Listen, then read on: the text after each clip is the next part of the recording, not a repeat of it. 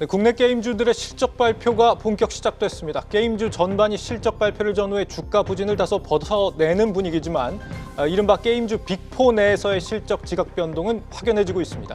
대형 게임주들의 실적 변화, 산업부 홍엄표 기자와 진단하겠습니다.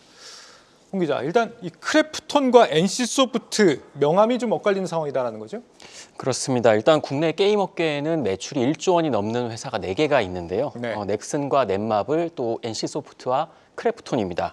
3N의 크래프톤이 추가가 된 건데 기존 3N의 맏형격인 NC소프트의 위상이 좀 크게 떨어진 상황입니다.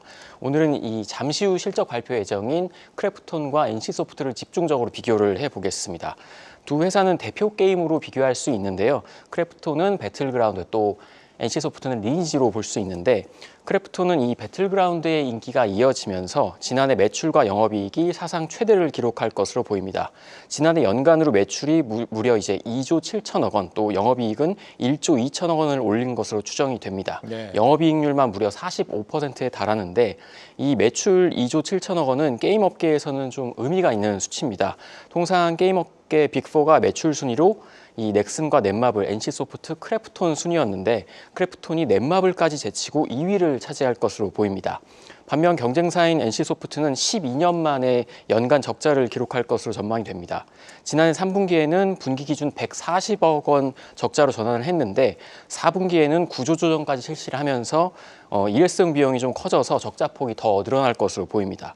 매출은 전년 대비 10% 감소한 1조 6천억 원, 또 영업 손실은 약 700억 원 정도가 예상이 되고 있습니다. 네, 두 회사 모두 잠시 후에 실적이 나오지만 큰 이변은 없을 것으로 관측이 되고 있는데 결국 이 대표 게임들의 성적이 두 회사의 명암을 갈랐다 이렇게 볼 수 있겠네요.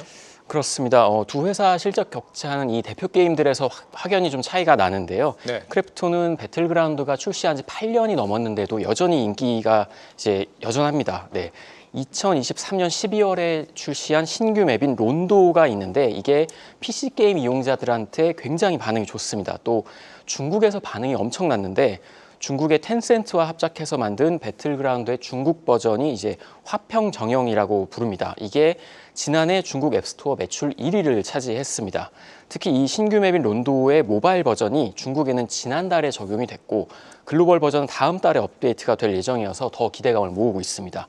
반면 NC소프트는 리니지 이후에 이렇다 할 좀 성공한 신작이 없는데 리니지 매출이 매분기 10% 이상 감소하고 있는 데다가 또 지난해 하반기에 내놓은 신작 2개가 출시 초반 좀 반짝 흥행을 하고 나서 기세가 꺾였습니다. 이러한 악재 속에서 또 4분기에 구조조정을 실시하면서 실적 감소에 좀 더 영향을 줬다고 보겠습니다. 그렇군요.